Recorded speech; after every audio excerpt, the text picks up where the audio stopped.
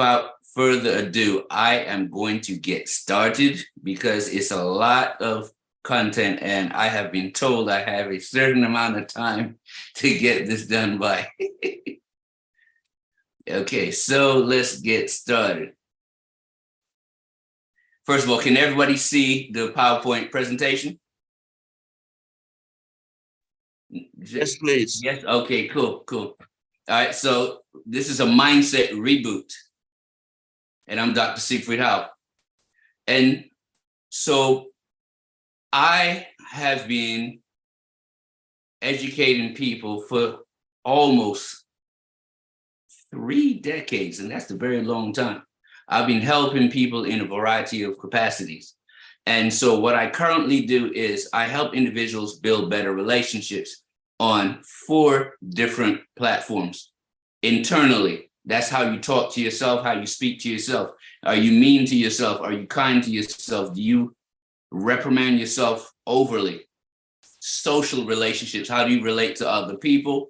Intimate relationships, how do you relate to your special partner? And professional relationships, how are you on the job or at the workplace? And what we found is that most people can have a good handle on 1, 2, or 3 of these areas, but very few people have full control of their emotions on all 4 of these platforms. So what I'm going to do is I'm going to share with you what I have found out along the way that can help you reboot your mindset. So the objectives for this program: provide the tools needed to identify your current mindset, identify tools needed to evaluate and reboot your current thinking, identify ways to restructure your perspective and thinking, and identify ways to move forward with techniques for a better, more focused life. Your mindset shapes everything that you do because your mindset determines how it determines how you regulate everything. So the way you think is based on your mindset. The way you process is based on your mindset. So you can make your experiences better or worse by just your mindset. You can increase your productivity, or you can increase your stress, or you can reduce stress and anxiety depending on the type of mindset you have. So why a mindset reboot? Well, before you look at this slide, I'm going to jump back real fast because I want you to listen to what I'm about to say. So my wife and I, we have this thing that we do. I use this particular computer very often, and I always have a lot of apps up, and I always have a lot of windows open. And every time I have the most windows open, that's when my wife wants to jump on here and the computer is moving slowly. And she's always getting on me saying, hey, why don't you close everything down, when you're finished? And I tell her I use these platforms every single day. And it's really a pain to have to shut down and boot up and all that stuff. But ever so often, what happens is my computer slows down. And it slows down because it is processing a lot of things in the background. And that over-processing is what creates the problem. And that brings me to my current slide. Mindset reboot. See, ever so often, I have to shut off the computer and turn it back on because there are too many things being processed in the background. And so in life, we have to do the same thing. At some point in time, or at some points in time, we're going to have to reboot our mindset, reboot our thinking. And here's some of the reasons why. A mindset reboot can help you to transform from attention to consideration and from consideration to lasting change. What does that mean? A lot of times you might hear things that get your attention, but you really don't act on it until it goes to true consideration. And then you go to lasting change. That's when you pull the trigger and say, okay, I'm going to do this. And so with the mindset reboot, it helps you to advance to higher levels of thinking, higher levels of processing, higher levels of engagement. Research has found that only about 40% of individuals in the world have what we call a growth mindset. And even if you have a growth mindset, guess what? You don't have it on every aspect of your life. Some aspects of your life are going to have a fixed way of looking at things, and other parts are going to have a growth way of looking at things. So even if you think, hey, I'm an innovator and I have a growth mindset, there are going to be at least 2 to 3 different areas in your lifestyle where you're going to have a fixed mindset. So we're going to address some of those today. If you do a self-analysis, you will see that there are certain things that address and affect your way of processing, your genetics. You come preloaded with certain apps, thinking apps, certain ways of doing things that are genetically part of your disposition. You got that from all of your ancestors. The level of education, the place of education, and how deeply you are vetted in that education will determine how you process information. So people who go to Harvard and Yale tend to be leaders of America because that particular type of education fosters that type of success in life. Your culture, whether you're Caribbean, American, European, or from the continent of Africa, they're all going to determine how you process information. Your environment, your experiences, whether or not you've dealt with your experiences, the skills that you have been given, your strengths, your weaknesses will determine how you process information. So for example, if you know how to fight or protect yourself, if you have several black belts, you will walk down a dark alley where somebody else may not walk down a dark alley because of the level of confidence. Your emotional stability and also your dreams, all of these determine how you analyze information. So your life love. What in life brings you the most happiness and fulfillment?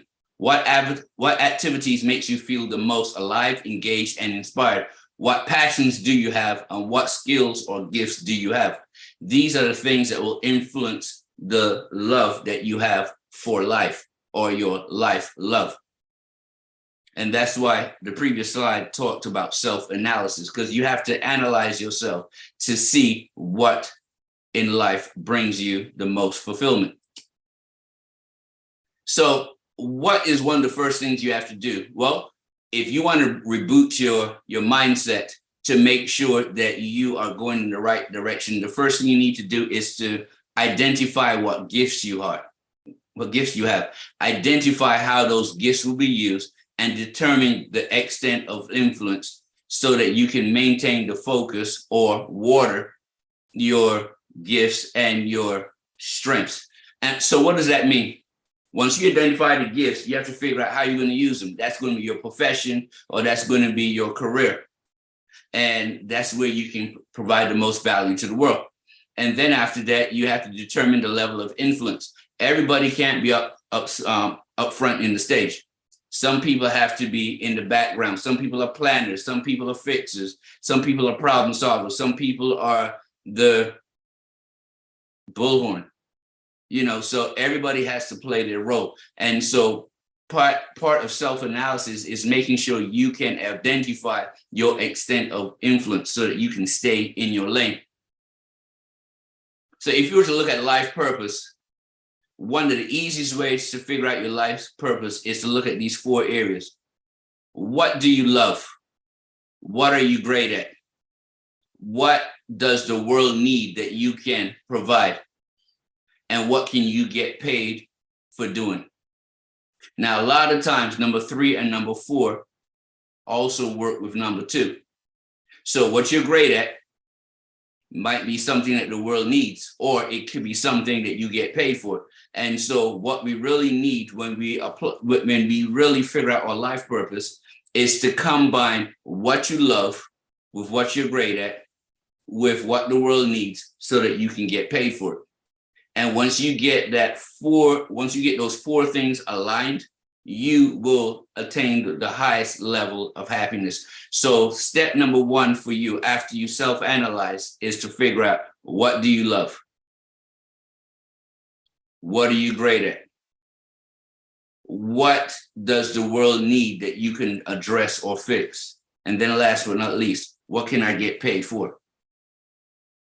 Now, Brian Tracy and a couple of other people who are in the life coaching industry, they say you will get paid according to the amount of value that you provide to the world, but it is perceived value. So you have to make sure that what you think is valuable is what people with money also think is valuable.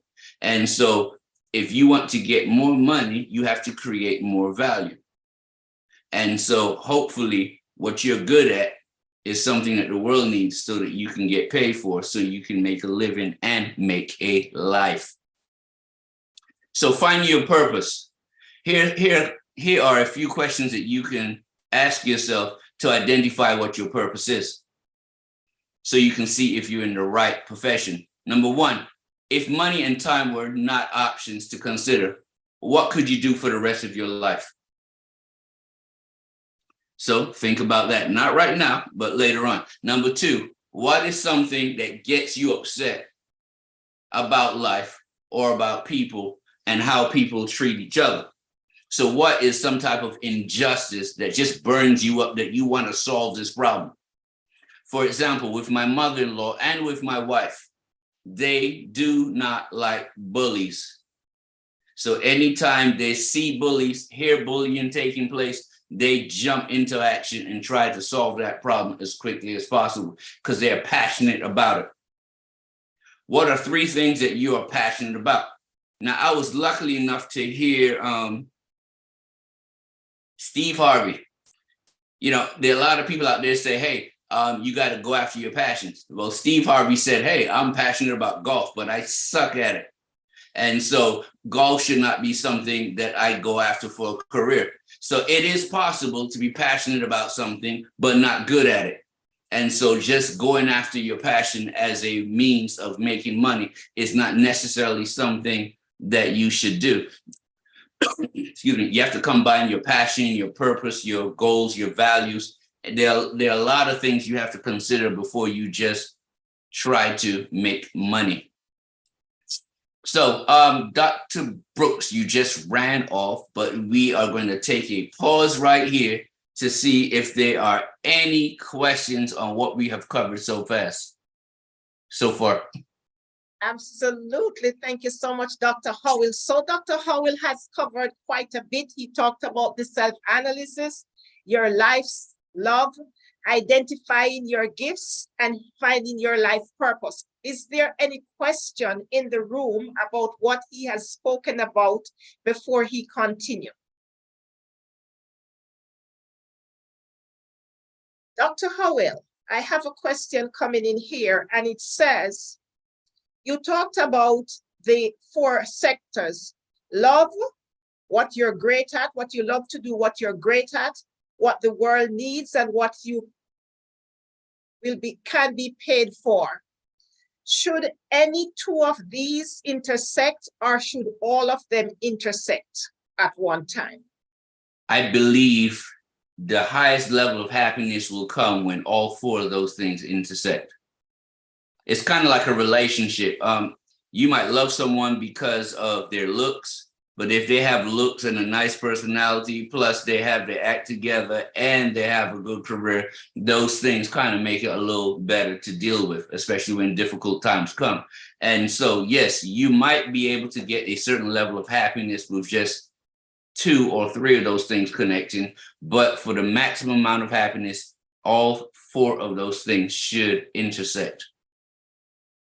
Thank you for the answer. Hope that answers the question for the person. Is there another question in the room? You can go ahead. If you have a question, drop it in the chat, or you can simply raise your hand before Dr. Howell move on, and we will take that question. This is how he's progressing. He's taking the questions as he covers different segments, so that if you have a question on something that he has covered, you can ask the question before he continues. Dr. Howell, I do not see any other questions, so you can proceed. Okay, thank you. I have a question. Oh, there's Okay, a go question. ahead. Yeah.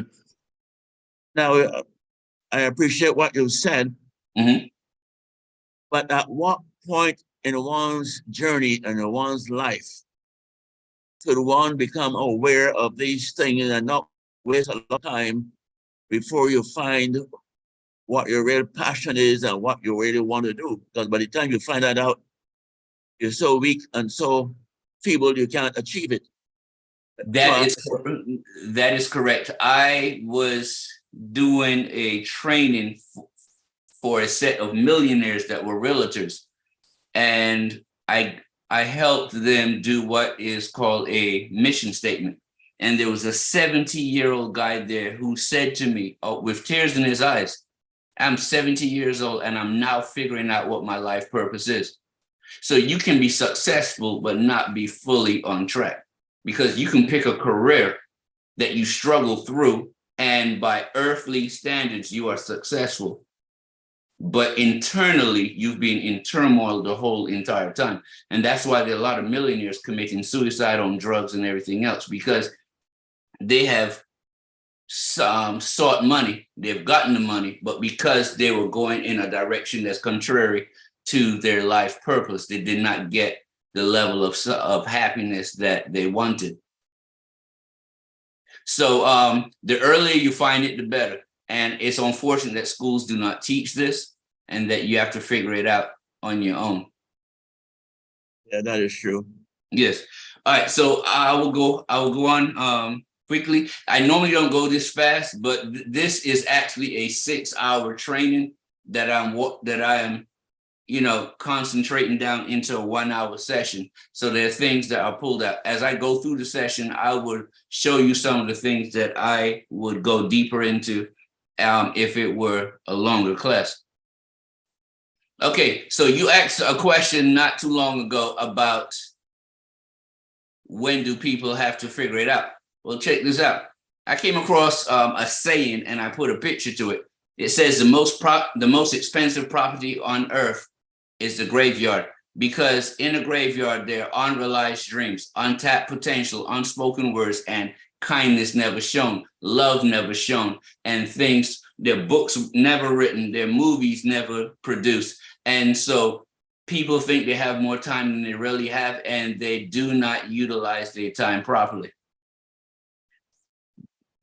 This right here might scare a couple of people. If you live to age 77, that equates to about 4,000 weeks of life. Where are you now? How many weeks have you lived? And how many weeks do you have left? And so I am 54 years old, which means I am way over half the amount of time that I have been allotted on this earth.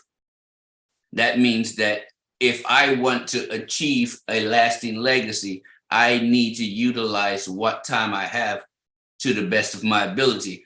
And so this is why a mindset reboot or a reboot or rebooting of the mind is so necessary, because if you've wasted a lot of time, now is the time for you to get your mission in gear and start moving forward towards leaving a legacy behind.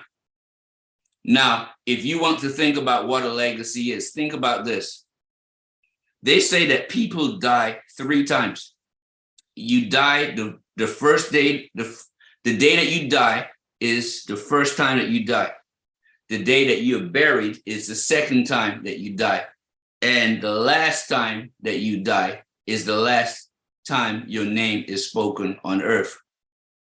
And so your legacy, to me, is how long after you die do people still remember what you have done and still call your name because of the impact you've left in the world. Okay, so finding the inner you. You have to look for patterns and themes that occur.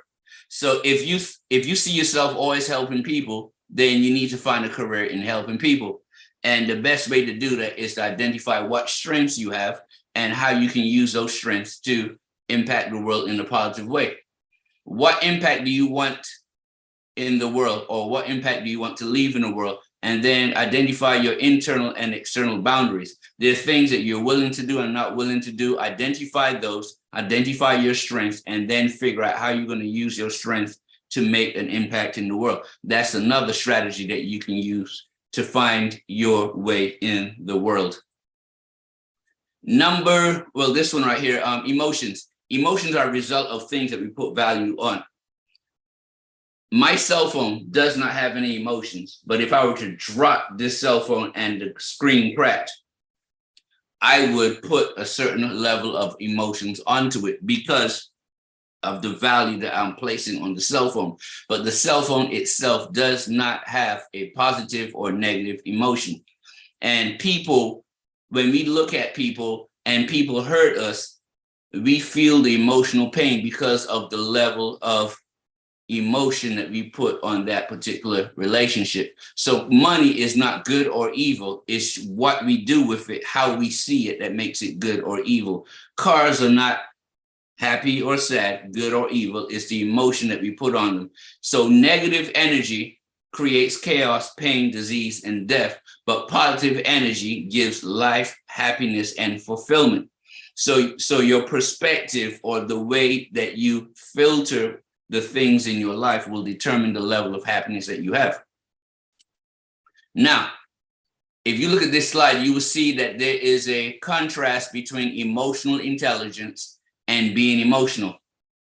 Emotional is having or expressing strong feeling.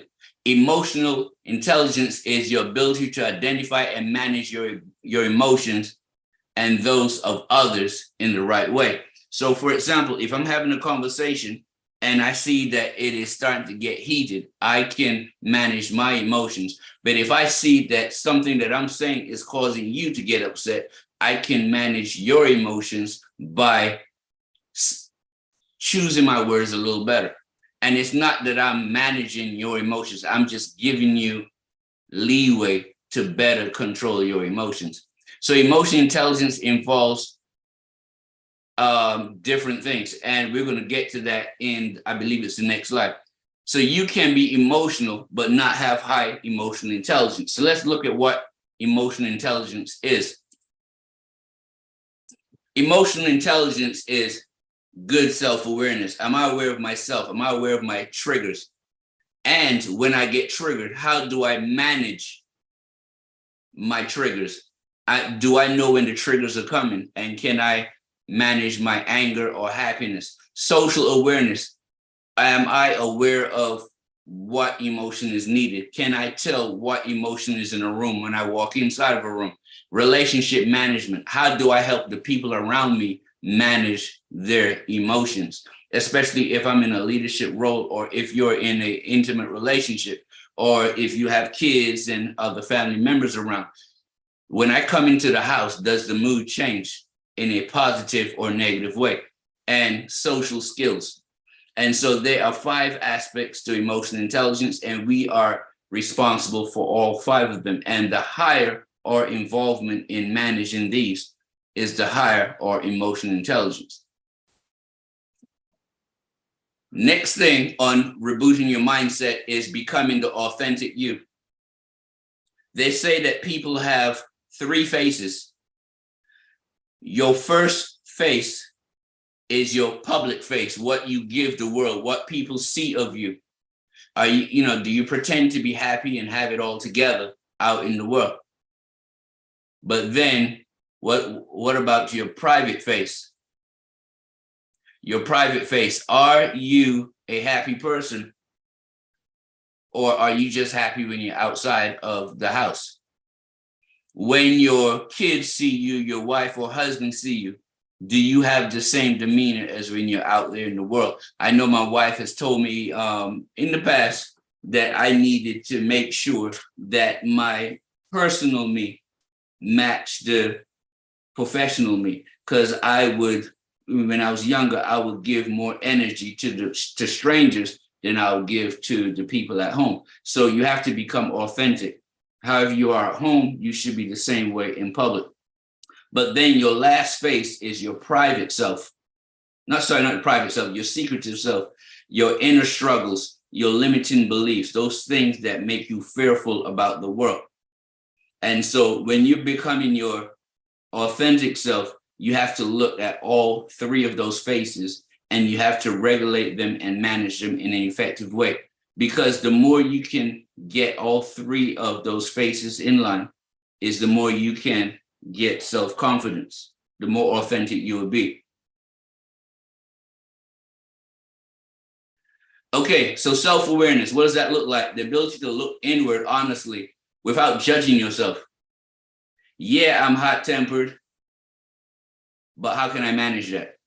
Not, oh man, I'm so stupid, I'm so dumb because I'm hot-tempered. No, yes, I have a problem. Yes, I have a trigger. Now, how can I deal with it? So don't beat yourself over the head for being human. Just work on finding ways to deal with those problems. So self-awareness comes in two forms: how you see yourself and the awareness of how others see you. Now, that for me is a biggie because my wife has told me on several occasions that my social cues are kind of off sometimes. And so I may not always see how others see me. Or maybe I don't care about how others see me because I care about how I see myself. But anyway, I should care about how others see me to some extent. But I care about how I see myself more because I need to control my inner story and my inner self. So, are you open to yourself or are you blind to yourself? Are you authentic? Are you listening to yourself and are you being truthful to yourself? Do you put on personas that people look and see right through?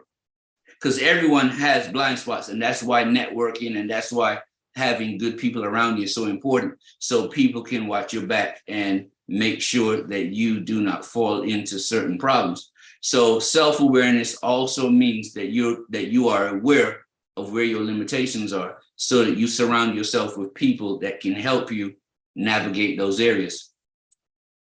We're going to pause here for another break to see if anyone has any questions or any statements or thoughts that they want to bring to us. Thank you so much again, Dr. Howell, for navigating through that second section so well. Is there a question in the audience? Let me see if I have any private questions here. All right, I don't see any question coming over to me. Is there anyone who have a question before Dr. Howell move on? If you want to save your question for the end, then that's still okay. So go ahead, Dr. Howell. Okay, no problem at all. Let me see how's my time looking. Okay, cool, I'm doing well. Okay. Oh, it's not moving forward. There we go. Make sure that was the right one. Okay, so discovering your focus in life. Now, like I said before, we have a lot of things going on in our heads, and we have to be able to self-reflect to kind of figure out everything that's going on. And like the story that I told at the beginning, where my computer sometimes gets bogged down by all of the programs that I have running at a given time, our brains also have that going on. And if you don't take time to self-reflect and self-analyze, you don't realize that there's certain things running in the background that is slowing down your progress, slowing down your focus, and slowing down your ability to be successful and happy and fulfilled.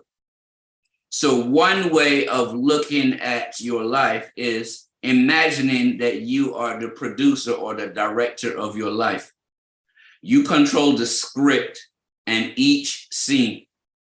You also control the camera. So what does that mean? If you look at how movies are made, there's always a person who has an idea and they want that idea to be captured on the screen. So just imagine, once you know your purpose in life, you can now direct your life movie. You can now take control of the editing of the movie. You can take control of the script, and the script meaning those mean things that you say to yourself, those things that trigger you and get you in left field or off track. You can refocus and reframe everything. So if you look at a pain, let's say your father or mother or cousin or auntie or grandmother hurt you. Don't just hold on to that pain for your whole entire life. You can reframe the pain.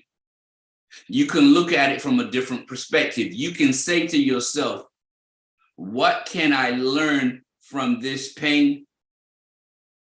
And number one, how can I help others not go through that pain? Number two, how can I help others who are already going through the pain come out on the other side like I did? Number three, how can I take that pain and turn it into strength? And so you cannot change the past, but you can change the present, which will in turn change the future. So part of the mindset reboot is being able to look at those things that impact you negatively, those hurts, those pains, those limiting beliefs, and reframe them in a way that allows you to take back control of your life, take back control of your emotions, take back control of your day-to-day script, because you control the camera, so you control what you're focusing on. So once you control the focus, and once you control the camera, you can determine what aerial view or what angle you want to look at it from. So now you can take back control of your mind. You can reframe your hurts and your pains as a means of strength, as a means of moving forward, as a means of giving value to people. So you see people who've been raped, they take that hurt and their pain and they help women and they advocate for women who have been raped. Or you see MADD, Mothers Against Drunk Drivers. They take the loss of a kid and turn that into laws that can stop and prevent other kids from being hurt. And so they're not sitting just wallowing in the pain. They reframing that pain to create value to other people. So that is another way that you can reboot your mindset, by reframing things so that you are no longer focusing on the negative things that have happened to you in the past. So another thing you can do is look at what is driving you. Are you driven? Now, most people have, there's 6 drives. Most people have a minimum of 2 drives. There are a minimum of 2 things that drive you. So as I go through these 6, I want you to think of the ones that speak to you and write them down. So this slide is called What is Driving You.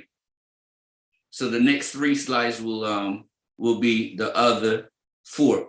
So are you driven by security, reliability, safety, and consistency? Those are people who like to have control of every situation. That's why I have a tank, because tank symbolizes safety. Or are you driven by excitement, variety, difference, and change?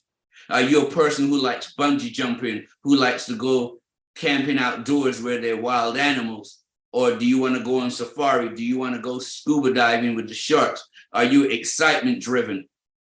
So these are 2 direct opposites of each other. So when you talk about opposites attract, a person that is a number 1 driven might be attracted to someone who's number 2 driven, and now they have to figure out how they're going to meet each other in the middle. But in most relationships, you have one person trying to control the other to be like them, and that's not fair. Let's look at this. Let's look at number 3 and 4. Are you pushed by significance, importance, and uniqueness? So are you the type of person who says, I'm different from you because, or I'm better than you because, or you're better than me because, or are you unique because you have, oh, well, nobody's as sick as me, or nobody is as rich as me, and nobody's as tall as me, nobody's as good looking as me. Whatever it is that makes you stand out from everyone else, whether it's positive or negative, are you that person? I'm going to go one step further with number 3. There are people who get significance in, oh yes, I have the worst disease out here. I'm only going to live for the next 6 months. And so now I am different than everyone else because I have a shorter amount of time to live. So that gives them uniqueness. That gives them a level of importance because people are like, oh man, how you dealing with this? Think about this. When women get pregnant, they get a lot of attention. Some women get pregnant more and more and more because they crave that attention that they got. And so that might be a level 3 type driven. Or are you driven by love, companionship, and connection? Are you a minivan driver? Are you the type of person who always want people around, who crave companionship, who's scared of being alone, who has to be connected to something else? Do you have to be part of a club? Do you have to be part of a committee? Do you have to be part of a group? So if you say, oh yeah, I'm Caribbean, and that is what makes you feel important and more distinguished than everyone else, then that might be a combination of 3 and 4. You remember I said people have a minimum of 2. So you can have different combinations. Now let's look at the last 2. The last 2 everybody needs, and if you don't get them, your life falls apart. Everybody has a drive for growth and development, and everybody has a drive to contribute and participate in the world in some shape, form, or fashion. So even in the classroom, a kid doesn't just want to be, if a kid cannot excel in being a good student, they try to excel at being a bad student as bad as possible. Oh yeah, everybody's scared of me. Everybody, yeah, I get in more trouble than everybody else. And then that is their level of significance. So, but if you don't grow in some way, and if you don't improve in some way, your level of happiness will always be low. So everybody is going to have a piece of number 5, and everybody is going to have a piece of number 6. Everybody needs to feel like they belong to something, that they contribute to something. That's why people like families. That's why people like groups and clubs, because you belong to something and they feel like they can contribute. So going back to this, what are the 2 or 3 that drive you? Now, there's a kicker. This is the kicker right here. You can have a drive, but your personality can be negative or positive.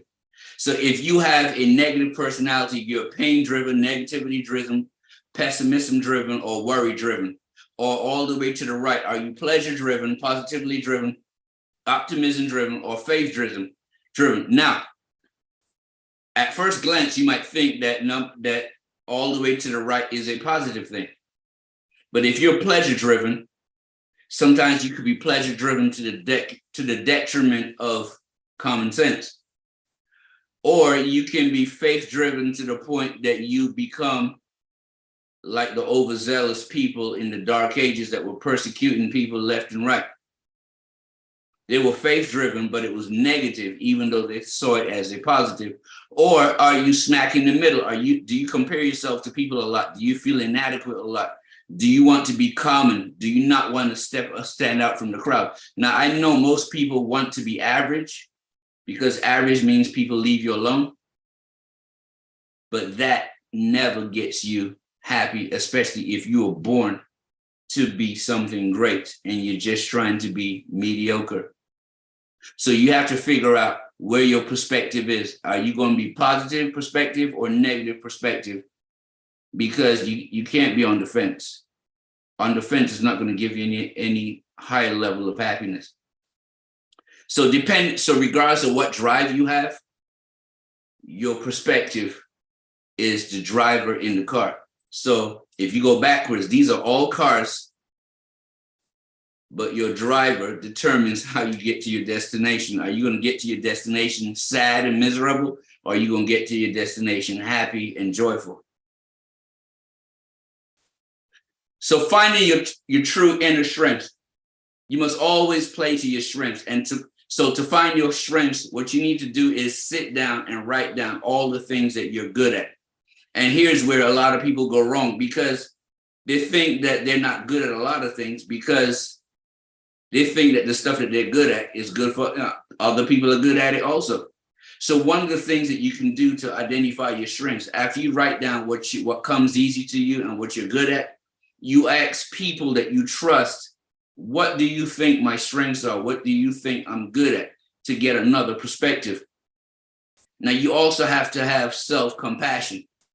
Accept the fact that everyone has flaws, including you. Yes, I have flaws, but I'm not going to waddle in these flaws. I'm not going to just lay in them. I'm going to address each one by one and change them in the order of importance to me until I reduce as many of my flaws as possible.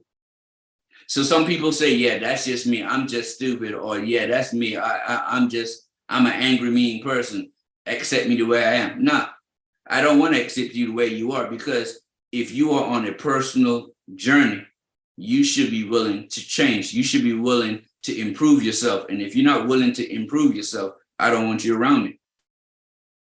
And so that's one of the things that we look at. When you have inner strength, you have to start creating boundaries and determine who is going to be in your circle of influence. Because if you let miserable people around you, you will become miserable. I just came across something 2 days ago, and they said that if you put a mediocre person 15 feet or less from overachievers, that mediocre person will become an overachiever also, because by association, you become changed. The flip side is also true. If you have an overachiever and you put them around a whole bunch within 15 feet of a whole bunch of mediocre people, eventually the level of productivity changes. And so it is very important who you keep around you. The people you put in your circle of influence can determine your level of success or failure. So I've heard people like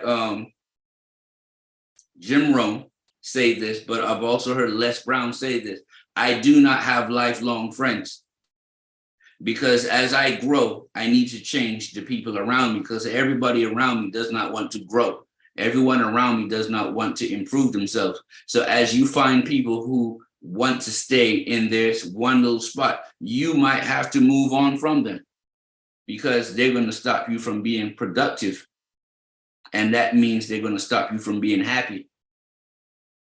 Okay, so 4 major types of purpose that we have to look at: personal purpose, social purpose, creative purpose, and transcendental purpose. So personal purpose are like people like Arnold Schwarzenegger and people who know how to get their inner self where they need to be. Like people who are good with gymnastics, good swimmers, good athletes, good weightlifters. They have a personal purpose that is kind of different than most people. And then you have the social gurus, people who make good MCs, people who make good pastors, people who make good entertainers like Oprah. And then you have the creative people like Jeff Bezos, and you have Elon Musk, and those people who were built to innovate the world. But then you have people like Mother Teresa and Malcolm X and Martin Luther King, that they believed in a higher power, and they pushed to create a world in which a higher power was something to attain. And so depending on how you are built will determine what area of those 4 types of purposes you will gravitate towards. I think this is a couple more before we get to the next break. So the importance of solitude. Solitude provokes self-discovery. It promotes personal growth. It increases self-comfort, because the more you have to be alone with yourself, the more uncomfortable it's going to be until you learn to accept yourself. A lot of people don't like to be alone because they don't like what they see. They don't like what they experience. They don't like what they think. But the more you spend time alone is the more you start to self-regulate and start to accept yourself if you do it properly. So self-imposed solitude is important because it gives you comfort, and it tames the monkey mind, or the mind that goes crazy, and helps you get what is called the monk mind, or the focused mind, or the calm mind. And self-imposed solitude also gives you clarity. It lets you identify what's important to you so you can get up, move forward towards your goals and focus in life. So knowing your values are very important. Why are they important? Your values guide every decision and every action. Your values create a fence around you that protects you from going outside. So once you know what your boundaries and values are, you can work creatively within those boundaries. So you don't have to be wondering, am I going too far? Do I know myself? You know, and it aligns with the decisions. It aligns your decisions with the passions, purpose, values, and skills. So once all four of those things start to align, you can get to a place of happiness. Decisions, passion, purpose, values, skills. Oh, 5 things. All right, we're going to stop here for a set of questions, and we are going to be wrapping up shortly. Yep. All righty. Thank you so much again, Dr. Howell. And before we enter our final segment, we want to know if there's any question. I did see a question in the chat, and it says, I find it easier to react than to reframe. Why should I change? I find it easier to react than to reframe. Why should I change? You change when people, well, I want to say, I'm not going to say that way. Let me reframe what I was going to say. Being who we are is comfortable, but being who we are may not be who God wants us to be. And so if you don't have the happiness that you're seeking in life, then change is what you need to do. Because if people all around you are telling you, you're hurting me, you're not a nice person, I don't like the way you talk to me this way, I don't do this. If everyone around you is saying the same thing and you don't want to change, eventually you will end up lonely. Because people will leave you eventually, because people don't want to just stay getting hurt over and over and over again. So yes, people don't want to change because it's comfortable to stay with what is known. And fear of the unknown is one of the things that stop people from changing. Suppose I fail. Well, part of self-development is understanding that, yes, I might fail, but if I have a growth mindset, I can get up, dust my feet off, dust my shirt off, and I can move forward, and I will be better tomorrow than I am today because I'm making progress. So yes, nobody really wants to change because it's not easy to change, but we change because there is a possibility of a better self on the inside. We change because there is a possibility that I might discover something awesome about myself in the process. And so if you don't want to change, number one, you're denying the people that interact with you the best version of yourself. Number two, if you don't want to change, you're denying God the ability to work in you the way that he wants to work in you. Number three, you're denying yourself the ability to see how much growth you can make by the time you reach your end goal. Thank you so much, Dr. Howell. You can go ahead and proceed. Oh, we're officially done. I'm just going to go through the last couple of slides. So these are some of the books that I do to kind of help people. One of my books is a 60-day journal from hurt to happiness. There is training, a 12-week training that goes with that. Seeking Happiness is a book that I also have, the 12-step approach to happiness and personal fulfillment. There's a 12-week journey that goes with that. And the Life Purpose Blueprint. This is a 60-day journal that helps you day by day get closer to finding your life purpose.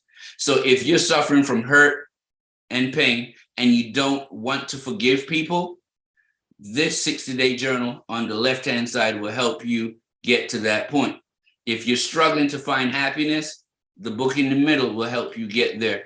And if you are stuck and don't know which way forward to go, the book to the right will get you there. And this helps you with personal relationship. That's your relationship with yourself. How do you talk to yourself? How do you treat yourself? These 3 books will guide you towards a better way of dealing with yourself. And these can be found on Amazon. These books deal with relationship with others. Once again, the forgiveness book, that helps you deal with others also, because not only do you need to forgive yourself, but you also need to be able to forgive others. And then the book in the middle, Creating Lasting Love, is a 60-day couples journal. It's a roadmap to happiness for young adult couples and older ones also, but it helps you to create lasting love by doing it together. There's also a 12-week training that goes with that. And then this is for leadership and management. I also have another leadership and management book with my father, but there's not a training to go with that. But that's a biblical version and a biblical guide to God's way of leadership and management. And I'll show you all that book in a second. But this one here is for people who want to identify a way to become a better leader or manager. And basically it says leadership and management begins with you. In other words, you need to work on yourself before you try to get other people to get on board with what you're trying to do. Now I'm going to change this so I can see this better. There we go. Okay, so this book right here is the other book that I wrote with my father, From Ordinary People to Great Leaders. And this is a biblical approach to leadership and management. So this can also be found on Amazon. So all the books I've shared with you can be found on Amazon.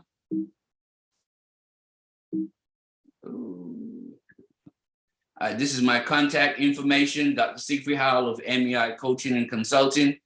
And these are the four different ways you can contact me. And I'm going to come back to this in a minute. So this is a review really fast. So the review is everyone needs a reboot at some point in time. Self-awareness is the key. You have to know what you're bringing to the table, and you have to know what the problems are. Knowing your purpose will bring you freedom.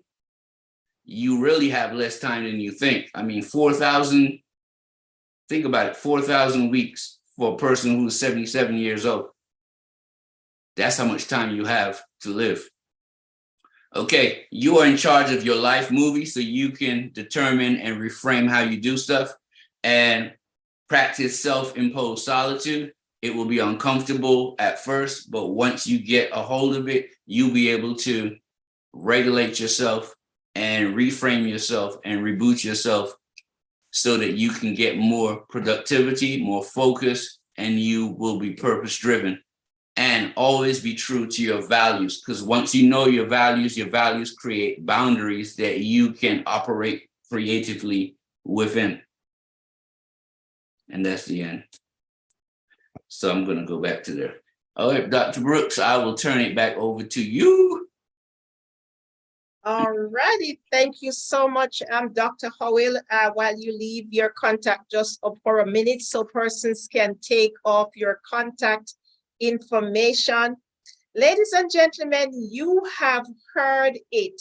This was indeed a masterclass. We got more than we bargained for. Dr. Howell has shared for the last hour, and this has really been quality time that he has spent with us. He has given us more than we could ever ask for. But this is not the end of it. We were sold, I would say, the ways to reboot our mindset. And these were some excellent strategies that he gave to us. And rebooting looks different for everybody. Some persons are rebooting for their finances, others are rebooting for their life purpose, some are rebooting for their relationships, some for their marriages. Some need to reboot for their jobs, a promotion to scale higher in their business and in their career. There is no one size fits all. And so Dr. Howell has given that to us. He is involved in different areas, church groups, associations, individual coaching, group coaching, school group, whatever area that you need Dr. Howell in, Please don't leave without the information. It's right on your screen. You may have a church group. You may have an association group. You may need to pull 5 more persons like yourself and say, we need to go through some coaching right here. Our marriage, happiness, relationships.